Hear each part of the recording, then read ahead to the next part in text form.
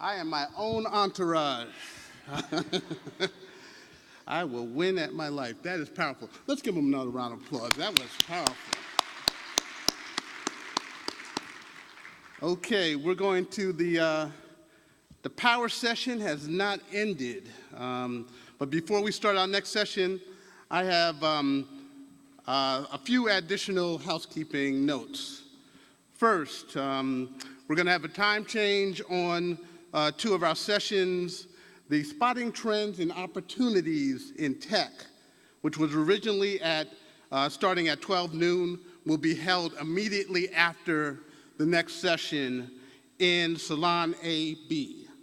The session, Taking Your Big Idea from Concept to Market, will be now held from 12 noon to 1 p.m. in Salon AB. So please use your event app to check throughout the day for any other major changes. In terms of tonight's BE 45th Anniversary BE 100s Awards Gala, you can pick up your tickets until noon at registration, but you must bring your badge to pick up your ticket. And then once again, for the gala tonight, you must have your ticket for the gala. So please pick that up. Please pick up your tickets at registration until noon today. And then also, I get the chance to give two individuals out there in the audience some great news. Toyota has selected the two winners, and the winners are Robert Thomas of Premium Air and Melissa Wilson of Hummingbee. Let's give them a round of applause. Both of you can collect your prizes at the Toyota booth in the expo. So once again, let's give Robert Thomas and Melissa Wilson a round of applause. Okay, we will now transition to this morning's fireside chat, and you want to be a part of this. This is almost part two of empowering yourself and looking for opportunities. And the topic of today's fireside chat is building a multi-billion-dollar business from America to Africa and beyond. Our featured guest is one of Houston's most accomplished and influential leaders, Nigerian-born Kase Lawal. He represents one of Houston's greatest power sources. He serves as chairman of 30-year-old energy company KMAC, which is now engaged in the exploration, development, and operation of oil properties in Africa and South America. In 2006, Kase Lawal graced the cover of Black Enterprise when KMAC was one of the few BE 100s companies to surpass the billion-dollar mark in revenues. One of the few Black-owned companies to surpass the billion-dollar mark in revenues. Historic. And during that year, earned the distinction of being named the Industrial Service Company. Today, KMAC is on the New York Stock Exchange. So it has grown from a BE 100s company to be on the New York Stock Exchange. Let's get excited, y'all. This is groundbreaking news. And this is the man that will be on the stage in a few minutes. Since that time, Kase has served as commissioner of the Port of Houston Authority and has become the largest shareholder of your very own Unity National Bank, the only African-American managed bank in the state of Texas and west of the Mississippi. So, we are delighted to have him join us and share his business knowledge, and he is going to come to the stage right now with today's moderator, the Black Enterprise President and CEO, Earl Butch Graves. Please welcome Kase Lawal and Butch Graves to the stage.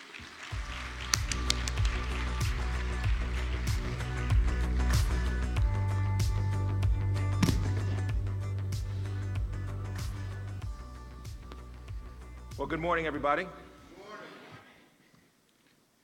Did you all enjoy the session with Hill Harper?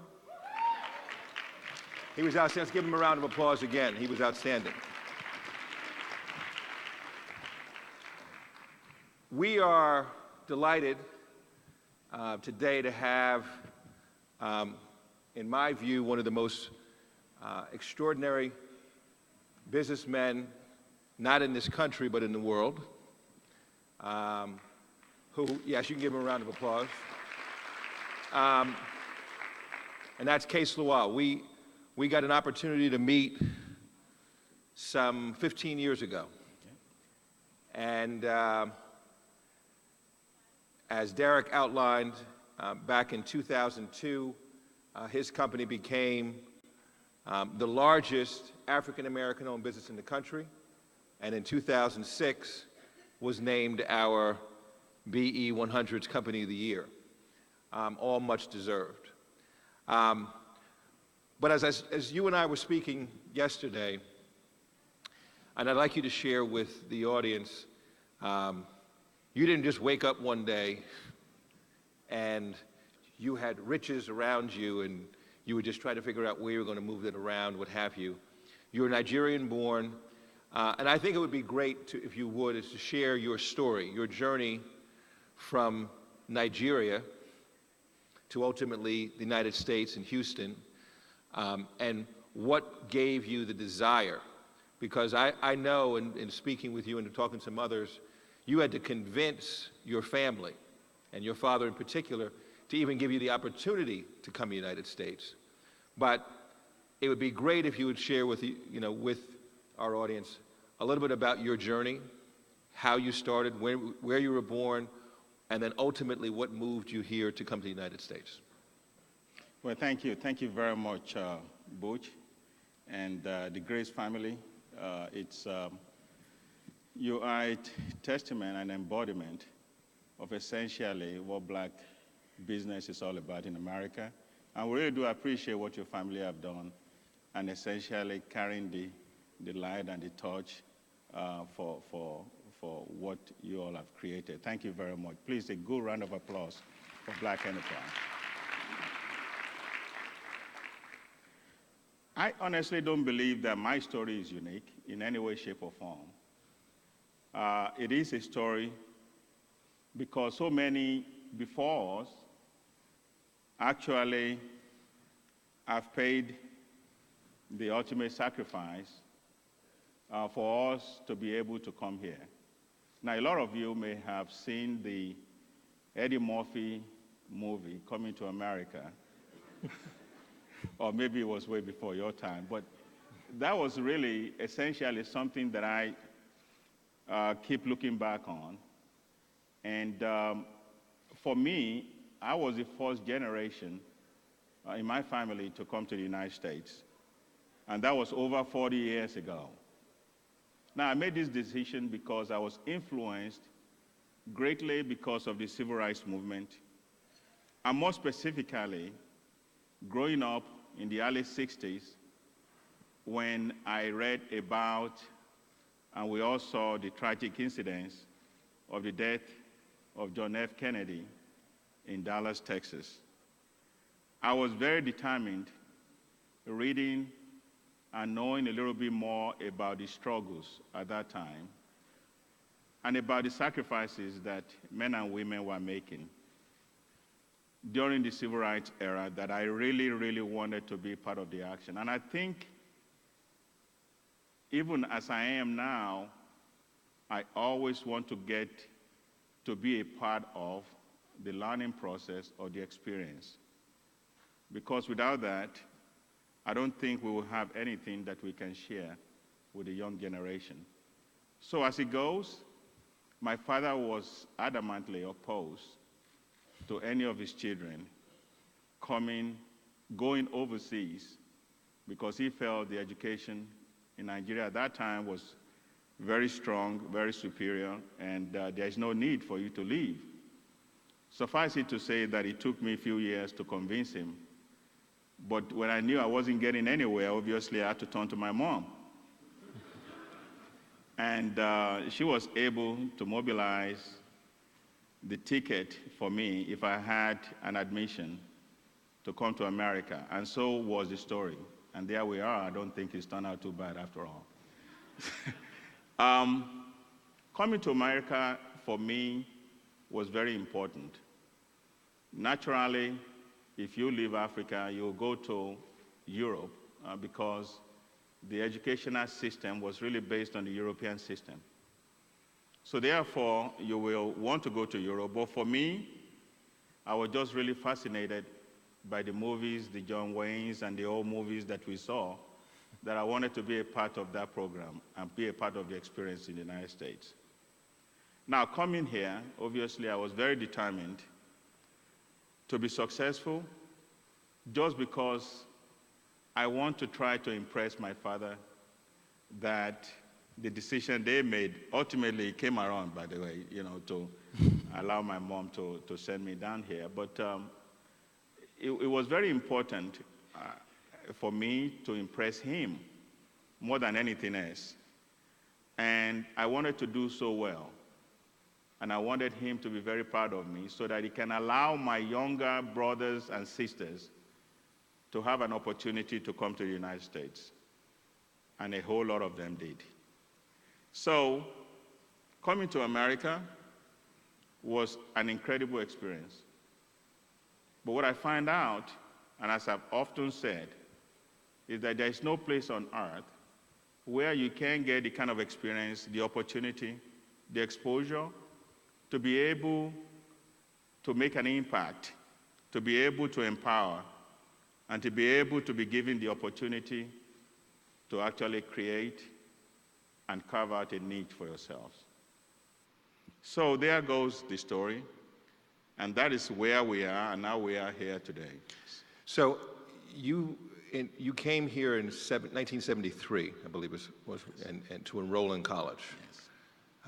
And were the first person to come here. What made you select Houston or the city and this area in terms of where to go to school and what you ultimately decided to major in? What gave you that sense that this is where you needed to be? Well, actually, I didn't come to Houston straight from Nigeria. I went to Atlanta, and I actually went to Fort Valley in Georgia. Right. And did that program with Atlanta and Georgia Tech in terms of the chemistry, chemical engineering program. And it was because of some friends that had gone before me that were studying in Georgia.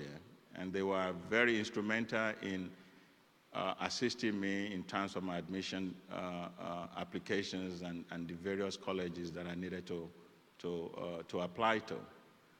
So while I was in Georgia, I also noticed the incredible number of Africans in Texas, especially in Houston.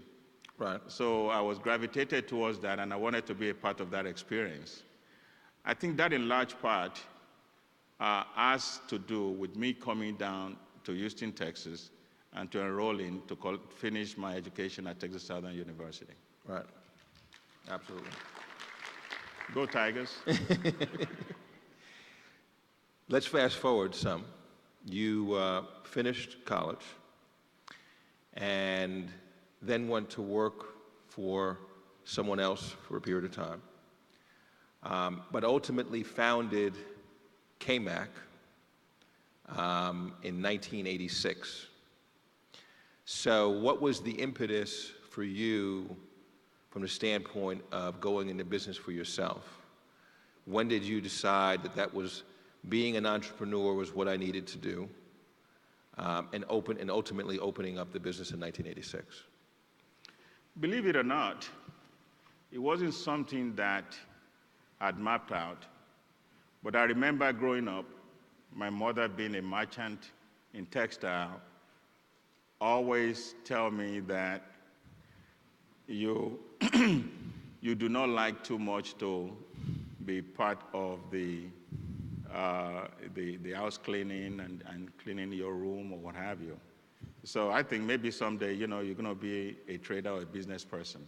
So that always stuck into me. So I was really working for Shell.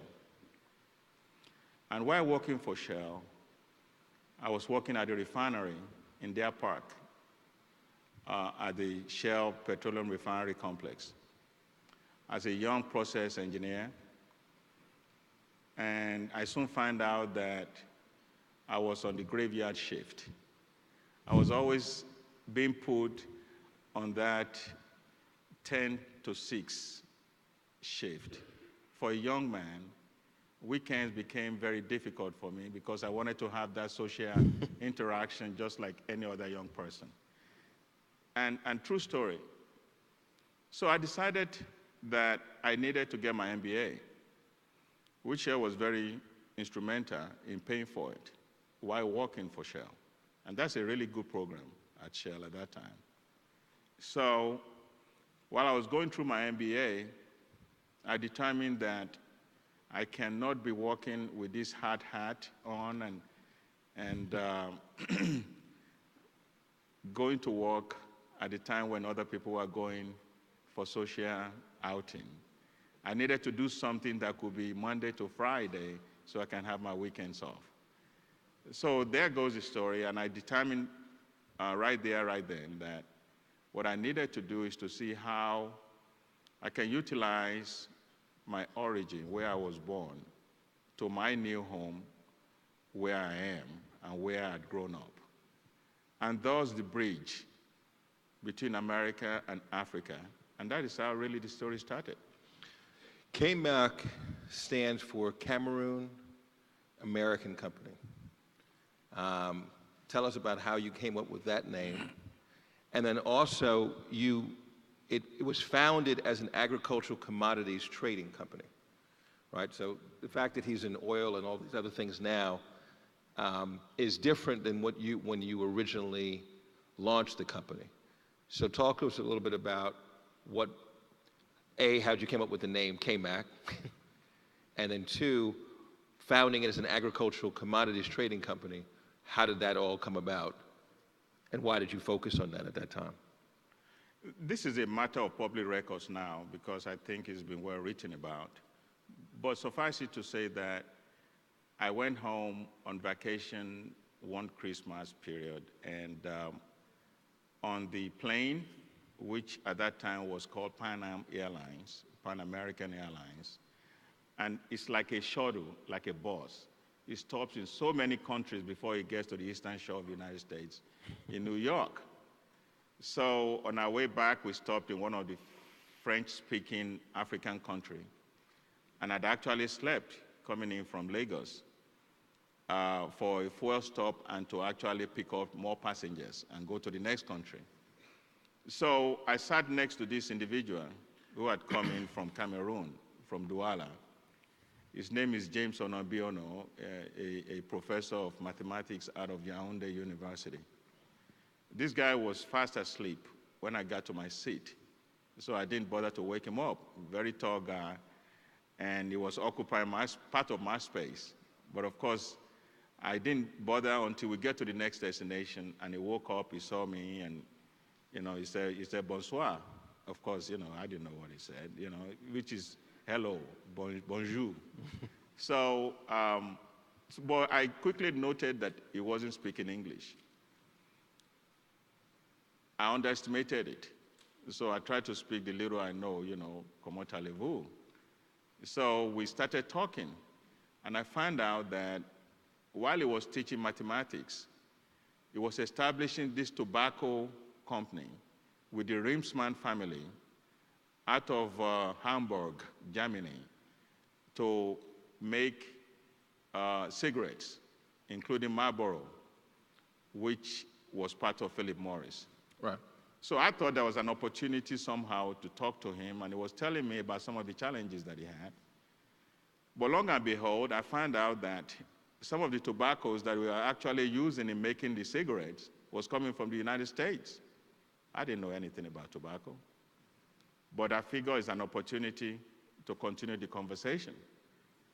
So in those days, there was no cell phone or anything, so it was landline. He gave me his landline and his telex, the telex numbers, which for some of you, you probably remember telex. So I think we wrote each other a letter 1 or 2 times. But all of a sudden, he said he was coming to US. Can I meet him in New York? Well, that's the good news. The bad news is I didn't have money to go to New York. I didn't have money to buy tickets or stay in New York. So I told him, I said, guess what? It really would be nice for you to come down to Houston, just know some other parts of US. So he came, and he had this order with a letter of credit from his local bank to purchase tobacco.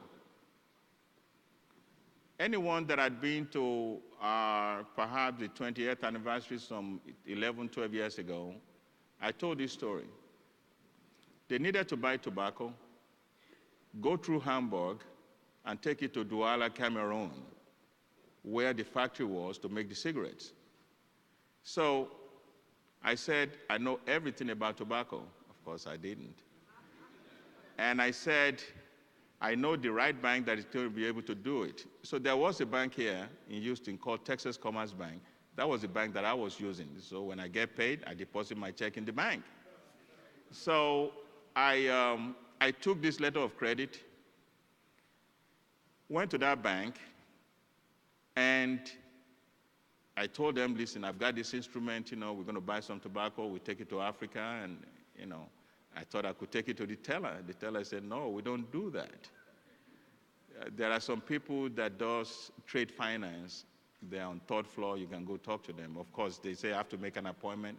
Long story short, I went back to the community to a man that was a great part of this civil rights movement in this community.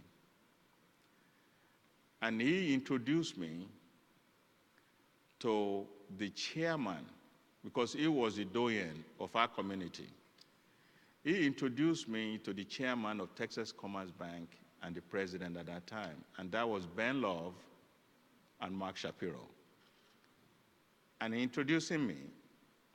He said, this is a young man. He usually come and assist us at the YMCA. And he said, he has something from Africa. I don't know too much about it, but maybe you all can help him out. And indeed, they tried.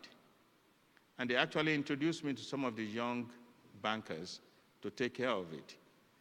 They were supposed to be part of International, but they knew nothing about Africa. All they knew was to go to Mexico or Brazil, because it's very close to US. Right. But they've never been to Africa. In fact, some of them have never gone to Europe. So they really don't know this bank, and they couldn't do anything. But let me just cut it short. At the end of the day, they turned it down. They couldn't. So I went back to him and I said, I've got a bank that can do this thing for you. Of course, they already turned me down. but we started looking at Export-Import Bank of the United States. And that is how we were able to do the first deal, buying tobacco from Louisville, Kentucky, Richmond, Virginia, and Springfield, Tennessee, and sending it to Africa. That was the beginning of Cameroon American Corporation, which is CAMAC today. Great story, great story. You evolved out of selling tobacco, obviously. And I say that somewhat tongue-in-cheek, but you evolved out of the agricultural thing into oil. Yeah. And for those of you who don't know, Nigeria, as a country, has one of the most mineral-rich countries in the world in terms of natural resources and the things that they have. So it would seem a natural evolution, and Texas, Houston in particular, is a oil town. But it's not that simple. You just can't say, I'm just going to go into you are entering into a field that is dominated, or is very few of us that look like us are in that field. So tell us a little bit about how you evolved KMAC from what it was into the company that ultimately became the largest African-American owned company in a fairly short period of time, I would say, from '86, when you were walking around and with a letter of credit in the bank, and 16 years later you are the largest black-owned company in the country. Tell us about that and how you were able to sort of navigate that and use relationships that you had to turn KMAC into the company it became. Well, at every step of the way of this journey, we must always remember that our biggest strength and our biggest support comes from family. Family that we put together all their savings just to make sure that you survive or you are able to follow the dream. And for me, it started with family. It started with my wife encouraging me, knowing full well that once I put my mind to doing something, we'll be able to do it. And I really like to recognize Eileen Lawal. She's here. She's been the pillar of what we've done.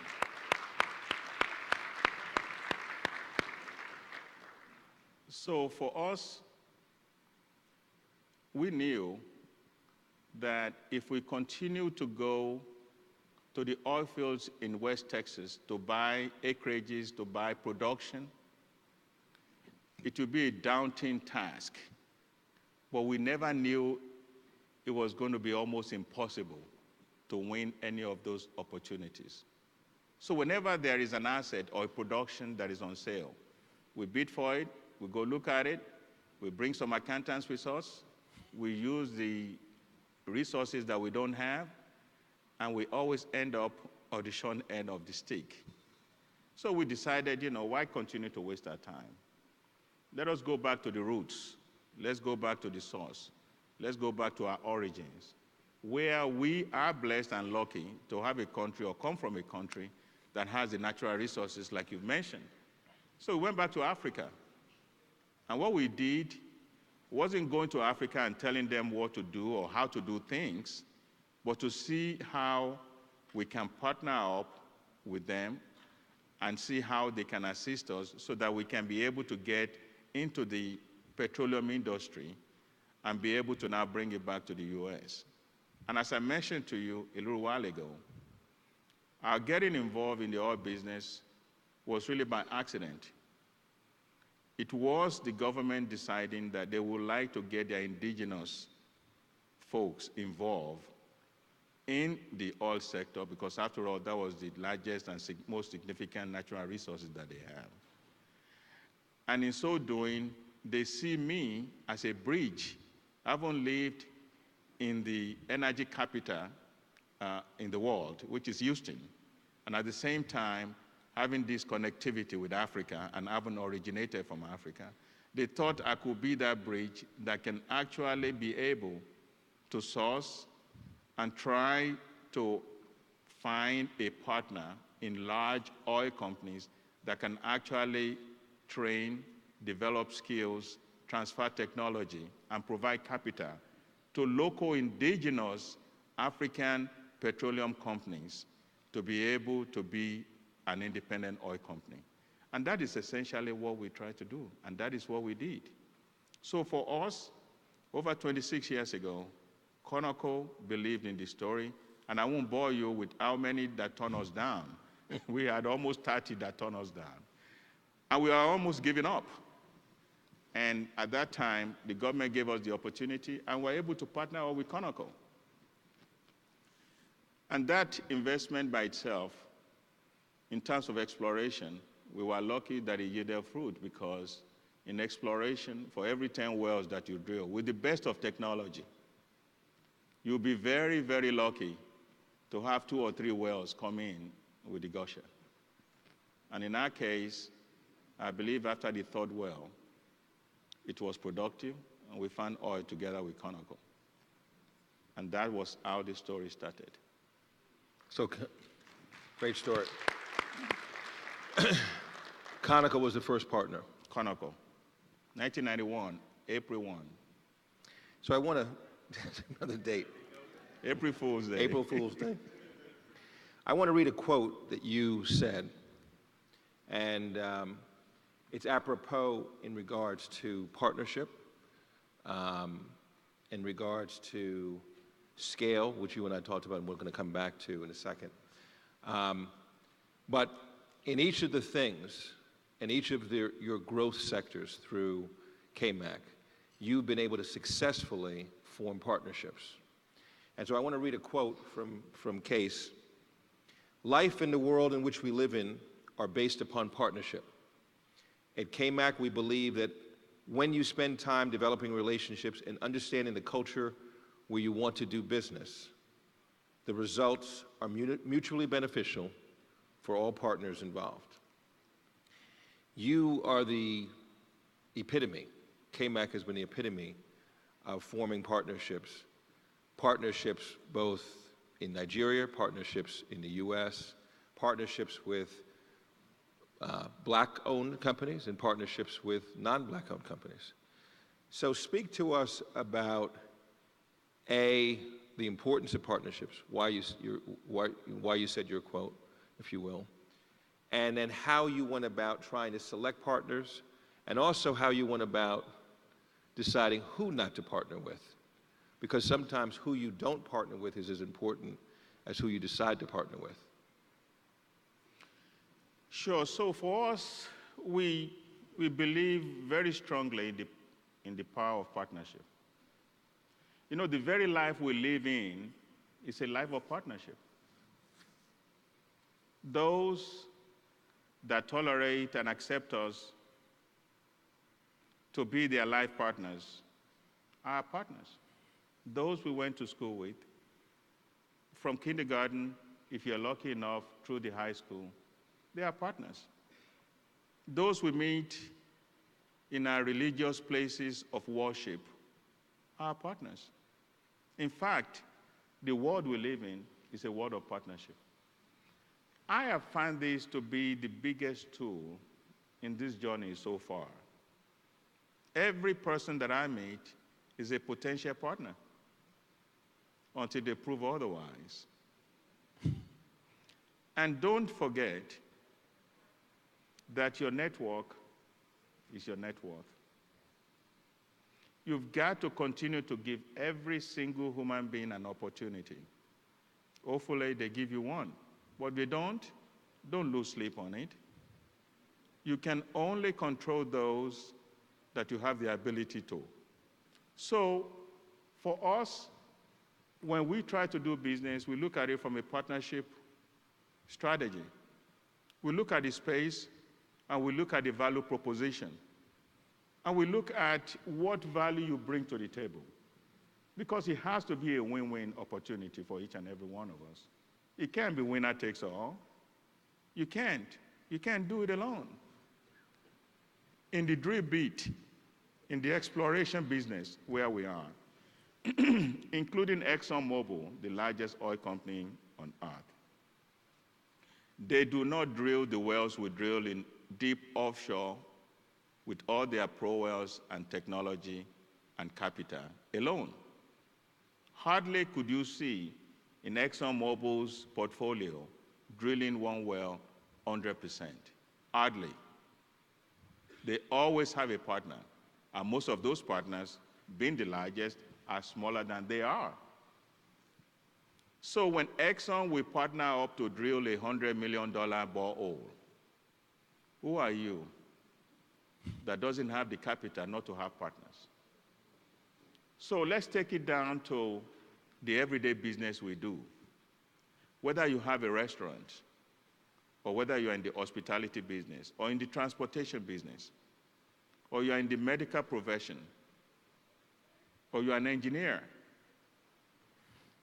try to identify those individuals or organizations that could be your partners. Because at the end of the day, they help you carry the load. You do not have to carry the load alone. They do bring something to the table. They do contribute. They are value added. Every single human being or institution for me is a value add. Until I cannot find the value that they bring to the table, I don't waste my time on that. I move to the next one. Because it's very important for you not to dwell on just talking, but you've got to have a plan of action. You have to have a business plan. And you've got to be able to actually marry what you have, the skills you possess, with the skills that your potential partners is going to bring to the table. For us, with Conoco, we brought the assets to the table.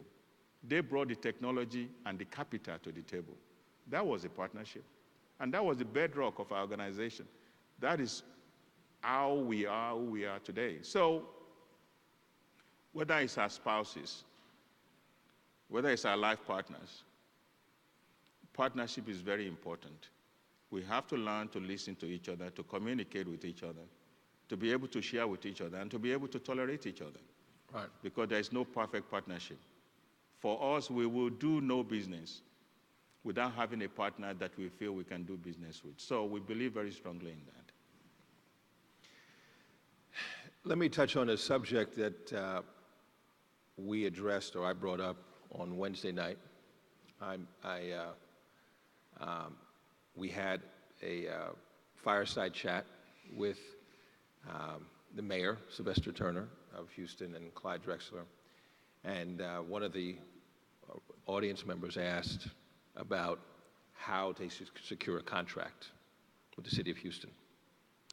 And they were attempting to answer the question, and I said, well, before we get to the point of answering the question, I said, let me address for the audience what I find to be the biggest challenge. I said, Black Enterprise has been in business for 47 years.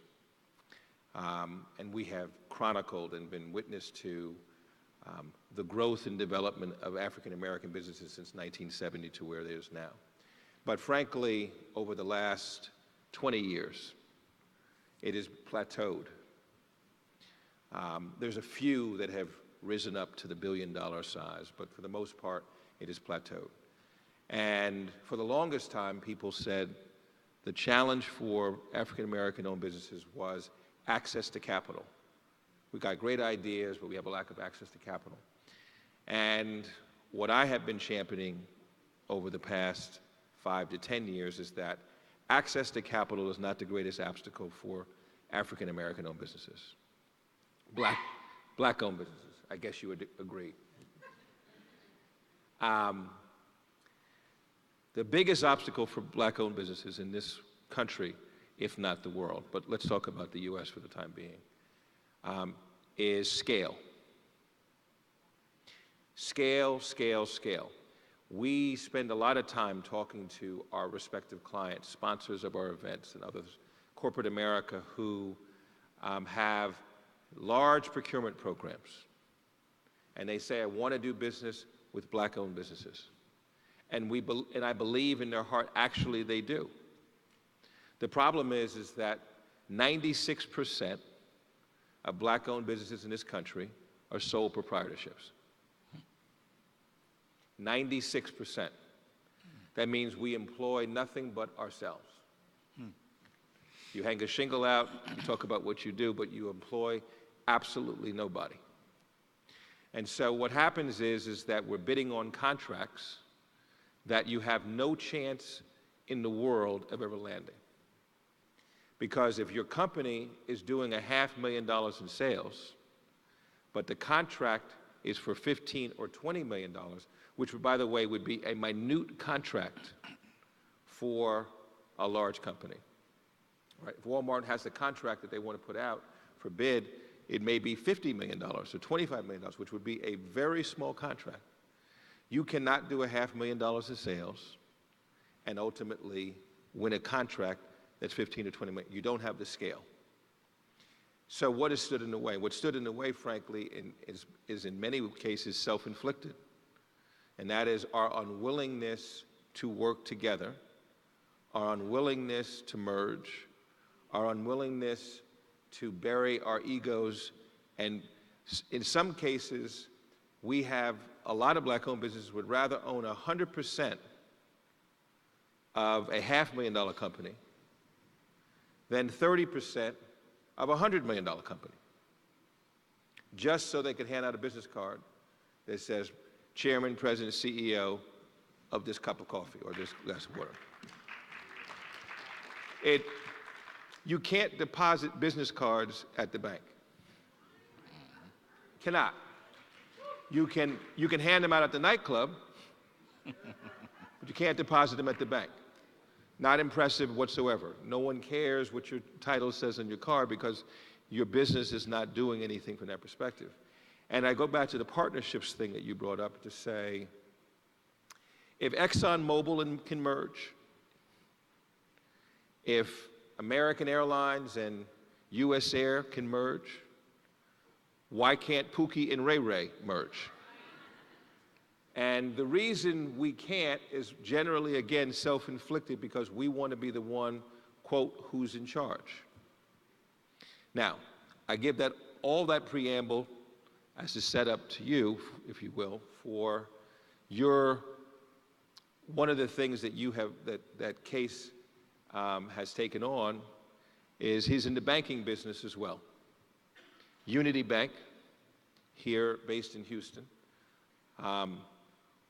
One of the largest black-owned banks in the country, one of the few left black-owned banks in the country. But we have spent a great deal of time, you and I, debating and talking about this over and over again. Our black-owned banks individually are at best sufficient, at best. When I say sufficient, meaning that they can survive locally, what have you, but more and more of our black-owned banks have gone out of business. Simply don't have the capital. You have to have, based on the banking regulations, you have to have a certain amount of capital so you can lend a certain amount of capital out. We've been unable to bring these banks together. To this day, there is not a national black-owned bank in this country that can actually do business in 50 states, much less 10 states probably. You became the owner of Unity National Bank, or you guys took over Unity National Bank some time ago. Talk to us a little bit about your decision to go into banking, how that came about through one of your mentors, Lee Brown. And then more importantly, talk to us about this need for us to get to scale and why that is so important and how it impacts the banking business as a whole. Well, Butch, as you and I have discussed, and I'd like to share with our audience here, we didn't go out of our way to be bankers. In fact, we're still reluctant bankers because we are not. And we feel that there are professional bankers out there that need to manage the banks. We just need to be shareholders and get superior returns on our investments. But if you are called by the CEO of the city, the mayor, and the mayor tells you that I want to help all the people of Houston, and most especially the minority community, especially the African American community. But I do have one big obstacle, and that is the ability for those that are qualified to do business with the city to obtain or have access to obtaining performance bonds that will be necessary under the city ordinance to be able to be awarded those contracts. And the same mayor told you that there's only one bank here in the state of Texas that perhaps can help those prospective contractors to participate in the contracting opportunities and procurement opportunities. So I want you to go and talk to the owners of those banks and get involved with them, and you'll try to grow the bank so they can be in the position to provide the performance bond. That was my case. That is how I got involved in the banking.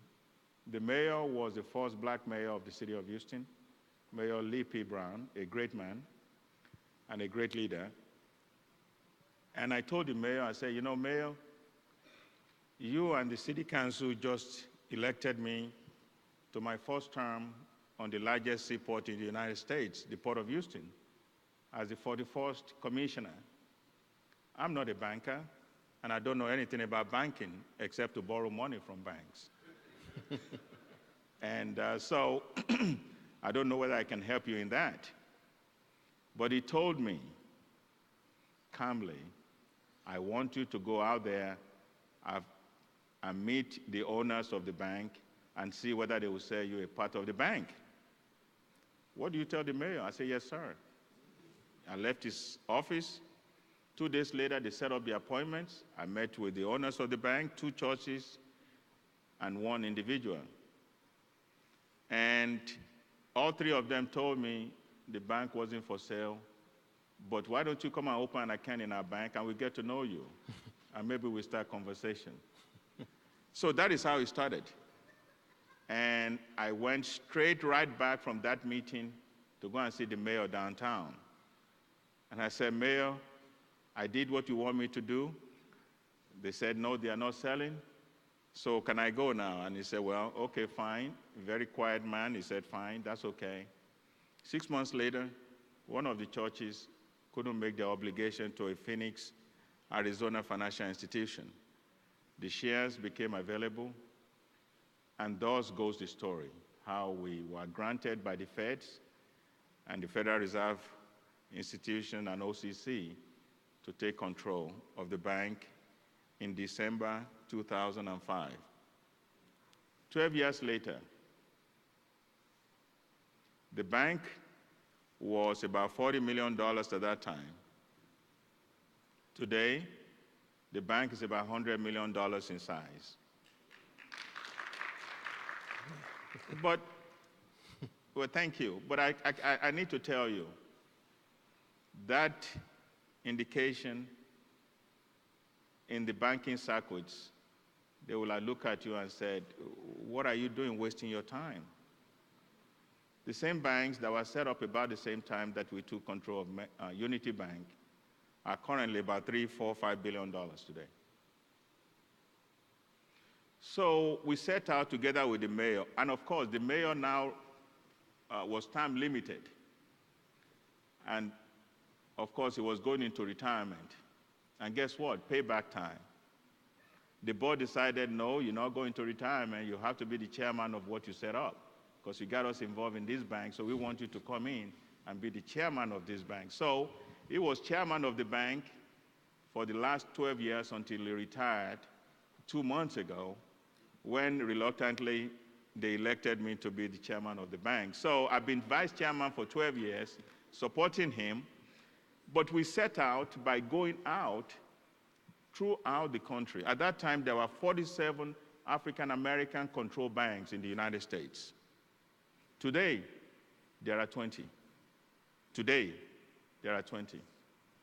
And not because of consolidation, because we set out about 9 years ago, together with the mayor, I still call him mayor, together with Dr. Brown, as the chairman and the vice chairman, we set out to crisscross the country to talk to owners of African-American banks to see how we can consolidate to be able to have the scale that could be able to serve the communities in which we are hoping to empower. Because for the size of each one of our banks, collectively, was less than $5 billion. And $5 billion size in the banking circuit is considered a small bank. There are almost 5,960 banks in the United States. There are 103 banks in the city of Houston. There are about 390 banks in the state of Texas. And your bank is $100 million. It's nothing to clap for. No, there's no pride in it. It shouldn't be. But of almost 15 banks we talked to, from Maryland to Washington to Atlanta to the Carolinas to Louisiana to Birmingham, Alabama, none of them was willing to be in partnership with us. I thought it would be very easy, just like in the oil and gas, when we had partners in BP, in Conoco, in Texaco, in Statoil, that it would be very easy. We all after the same goals and objective of empowering the community in which we all come from. It should be so easy for all of us to get together. We go to church together, we worship together. But it wasn't to be. And a lot of these banks went down. especially during the financial crisis. A lot of them actually got support, TARP, if you remember TARP. They got support from federal government, from Treasury, to be able to stay open. But lo and behold, they never made it. And that is the reason why we are 20 banks today. It shouldn't be like that. In 1980s, there were 110 African American banks. Today, there are 20 banks. So what I'm saying, Butch, is that we are too small. We are too fragmented. We've got to be able to listen to what you all are saying, that we should have a bank in every state, every city in the United States where African American people live and work. We should be able to create institutions where when folks are coming out of universities, they want to work in banking, they can be recruited out of their graduating classes and work for these banks. But unless we have a bank that is a minimum $1 to $2 billion, we can't do this, and we can't help emerging African American and minority individuals that are growing their businesses to be able to do business with us. So I believe very strongly in consolidation. I believe very strongly in scales. You have been preaching that, and I would like for you to continue to preach that nationally, because we've got to have a national bank that can serve the people of this nation, and most especially the African American businesses, individuals, and people.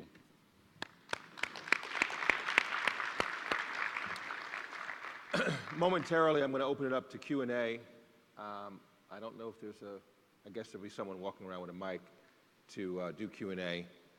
The two ladies over there. So I'm going to open it in a moment to Q&A, and I'm going to make sure, again, questions, not quanswers, that I'd like you guys to ask to our guest, Cayce. But last thing before, my last question to you, before I open it up to the greater audience. One of the things that you and I have talked about, and you have been a real proponent of, is the need for there to be American, or let's call it African American, and African partnership in doing business in Africa, U.S. companies doing business in Africa, African American companies doing business in Africa, and so forth and so on, going back and forth. Especially in the area of technology, fintech, financial technology, and other collaborations.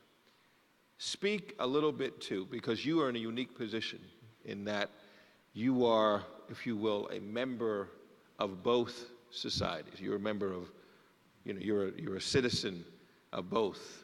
You are lived in and were born in Africa, in Nigeria, but also have spent the majority of your adult life here in the U.S. So you're uniquely qualified to speak about that opportunity. Speak to the audience about what you see as the opportunity between this U.S. African American businesses doing business in Africa and African businesses doing business in the United States, and what that collaboration can mean. Because more oftentimes than not, our people, the people here in the United States, are either afraid, I won't use the word ignorant, but I'll say underexposed, afraid, underexposed, or concerned about doing business in Africa. And perhaps there's probably mistrust also on the other side from African countries or African folks wanting to do business with African American folks. So speak a little bit, if you would, about that and why you see that as such a big opportunity. This is a very good question, and it's something I wish we had more time, but obviously we have to continue this conversation because it's very, very important. We just all need to look back at the platform that continues to be the magnet to attract and actually get the African Americans and people of African origin together. In times past, it had been cultural, arts, entertainment, performance, musicians, either coming from Africa, Hugh Masekela, Miriam Makeba, and all these great artists that made it in America. And the same thing going over there. And of course, during the civil rights, we had a whole lot of folks that were involved in this, either migration to Africa or connecting with Africa. The case of Liberia, everybody knows. The case of so many countries, Malcolm X and a whole lot of people that came to share the New World experiences with us in Africa. Today, it's about technology. And that is a platform, that space. We've got to use it to be able to reconnect between African Americans and Africa. Suffice it to say that when we decided to go to Africa, yes, we may have had an advantage because we were born there, but please don't forget that I came to this country before I was 20, and I've been here for over 40 years. So therefore, there is no reason whatsoever why we cannot use the tremendous advantages and opportunities and exposures and access that we have here in the United States, and be able to connect with businesses in Africa on that technological platform. And we may well be the wholesaler or the connector or the representative of those apps, of those information technology that the manufacturers, the developers are here in the United States. Amazon, Google, name it. They are all over Africa, but they are based here. PayPal. How many of you know where mobile banking started in the world? How many of you know that? It started in Kenya with the global telecoms company called Vodafone, who used to be the majority owner of Verizon. Their subsidiary called Safaricom actually developed M-Pesa. M-Pesa led to all kinds of pay on delivery, PayPal, name it, all over the world. There are billions and billions of dollars today. Can you imagine African Americans taking advantage of that, going to Kenya and partnering up with those companies over there and being a part of PayPal today? They will be billionaires today. So there are so many different platforms that we can use to be able to connect. Unfortunately, we don't have sufficient time to be able to deal with that today, but this conversation ought to continue. We ought to have an avenue or a workshop where we can get together and be able to continue to share this information. Thank you very much. Okay, we're going to open this up to a few Q&A. State your name and the question, please. Yes, good morning, rather. My name is Smith Tahady. I'm currently starting a truck stop in Lawton, Oklahoma. If you were in my shoes, what would you do different to make it a success immediately? And second of all, can I partner with you? Did you say trust company? Truck. Oh, truck stop. 18-wheelers He is starting with a truck. gas station and convenience store. That's along the same line of business. Okay. Well, I don't know too much about transportation business, but there is a general application to businesses. We've talked about partnership today. And to the extent that you are starting out with a fleet of, say, 5 or 10 fleets, there are companies out there that have fleets in thousands. I think one of the first things that you want to have with you is the best practices, is to have those that understand logistics and understand where those cargoes will be coming in from, just from my experience from the port or the airport system. And you need to be able to identify those because they are right in Oklahoma, they are all over the country, they are all over the cities, that you can approach and say, you know, I've just started this. This is what I have, which is good enough because you are coming to the table with value. You are a value add. You are not coming in with cap in hand begging for anybody to do anything for you. You already have your trucks. So, but you want to let them know that I want to be the best in this, and I know you've done a good job. I've done my research. I want to learn from you so that we can be the best we can and partner where you have the routes, the cargoes. I can be your partner. There's no shame in being a junior partner to start with. There's no shame in being an apprentice.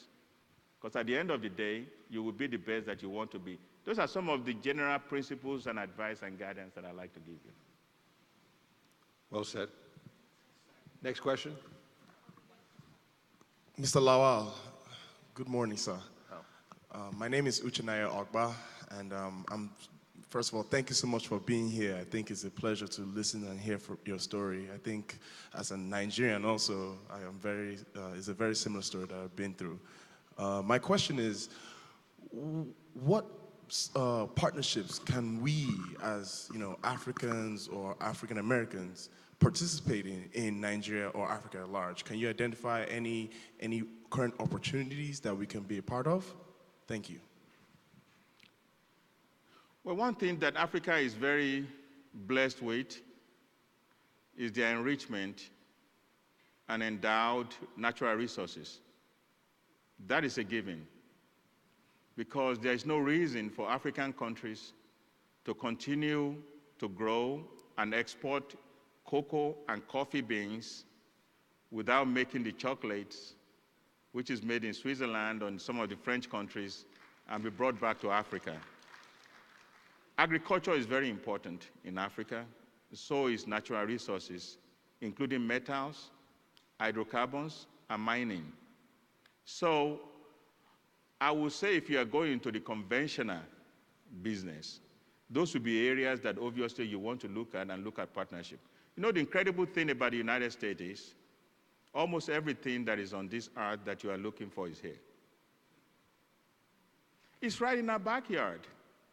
It's right here in Houston, Texas, if you're in the oil business or energy business. So partner up with those companies that know what they are doing, but they have no link, no relationship in Africa. Be their representative, be their partner, and be their shareholder over there. You've created value already. I think you've got to look at your space. You've got to carve out a niche for yourself. You've got to know what you want to do and prepare yourself, because if you are not prepared, there's no way you can take advantage of the opportunities. Even if they stare you right in the face, you won't know it. So that would be my advice to you. Yes, sir. Hi, my name is J.D. Garnier. First of all, I want to thank you for sharing your time and your wisdom with us. I think everybody's getting a lot out of it. My first question is on a personal note, for someone who's accomplished so much, what is it left that you aspire to do that you haven't done yet, or business areas that you have not gotten into yet? And then secondly, you talked a lot about Africa and Nigeria. How do we here in America change the perception of how bountiful, how much opportunity there is there? I think that there's a perception that people look to Europe and other areas in the world and not Africa. How do we change that perception here in the United States? Well, one thing you do have that we didn't have when we started business is social media. Is the communication link. You have that. We didn't have it. I was just telling you about telex and landlines calling each other when they go through. In terms of perception, you've got to use all the tools at your disposal to not only prove yourself, convince those that may have a negative perception about you, or where you come from, or what the conventional media wrote about you. But there are a lot of great things coming out of Africa. Mark Zuckerberg was just in Africa, I think in Kenya, South Africa, and Nigeria recently. And he was seen jogging on one of the bridges, which I won't dare go myself when I'm in Africa. I won't go there because I would have thought, it's dangerous for me to do it. And I saw him on YouTube running on this same bridge that I know about. I mean, what great opportunity for you to be able to rejuvenate, to actually create the narration about yourself and the perception that you believe people had that is negative about you, to say, see Mark, see what he's doing. And then he was recruiting tens of thousands of apps, individuals creating these apps, creating this technology from Africa, bringing them here to the United States. I mean, what a great platform for you to be able to showcase that Africa is not bad after all, in spite of conventional wisdom, in spite of media, negativity. So you've got a whole slew of opportunities to be able to do that. And in terms of the businesses, you know what? With the tools that is at your disposal, you guys are way ahead of us than what we'll have ever been, really. You really are. And for me, I'm at a point where I want to continue to learn from you, the young generation. I want to learn from you. I want to spend more time with you because you have so much to offer and so much to teach us. I mean, how many times in the last 20 years, when you buy a new TV or you buy a new flat screen or 4D or whatever they call it, you take it home, you're 10-year-old or whatever, without reading the instruction manual or whatever, you go up to go and change, you come down, it's already working. How many of you goes through that, even today? You got a new laptop or iPad or whatever, and your 5-year-old is showing you how to use it. It's so incredible, guys. And this is what we've got to take advantage of, because the world is yours. Today is yours. This is your platform. This is your stage. You cannot miss this opportunity. You can't miss these times. I encourage you. I want to learn from you. And that's the kind of business that I want to learn to do as we continue on this journey of life. Last question. My name is Joyce Scott, and I run Superb Speakers. You introduced me to Richard Huebner, and as a result, I came from Austin, now live in Houston. I've had contracts with NASA. I've had contracts with Centerpoint, the federal government. I'm consistently called to do business with the Army. I have 130 consultants in my business that I have a strategic alliance with. Thank you. And what I did is listened. I would like to ask you, because I am asked to do some work in Africa, and we're going to do it, to train some of the professionals there in the kinds of things that my experts, who are best-selling authors on the New York Times list, not some other cute thing, we're asked to go to Africa for the oil companies to train professionalism for the staffs. I know there are other opportunities. Could you speak to the fact that we have a downturn in Houston, that people should continue to grow and go? Because that's what I've done using your advice. And I'd like to keep people enabled and empowered.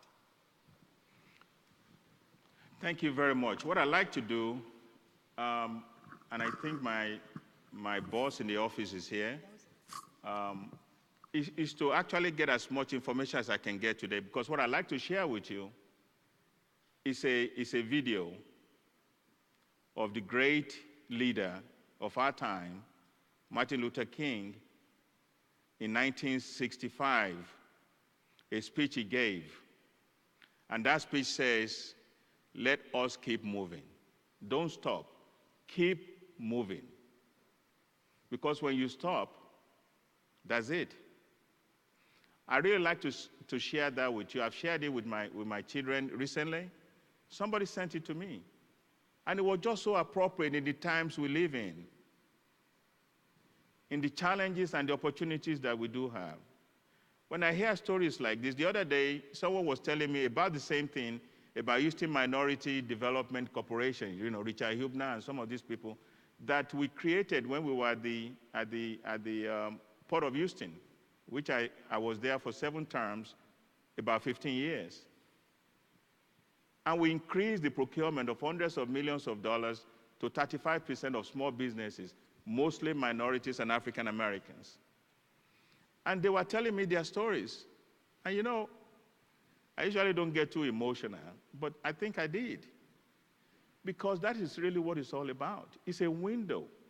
When you prepare yourself, when you have the education, when you have the training, the opportunities you must take advantage of, but people will also open the doors for you. So we must keep moving. We must never stop. We must keep moving. No matter what the obstacles, no matter the challenges, we must keep moving. And I'd like to share that video with you all. Thank you. Ladies and gentlemen, Kase Lawal. Let's give him another round of applause. Okay, thank you very much.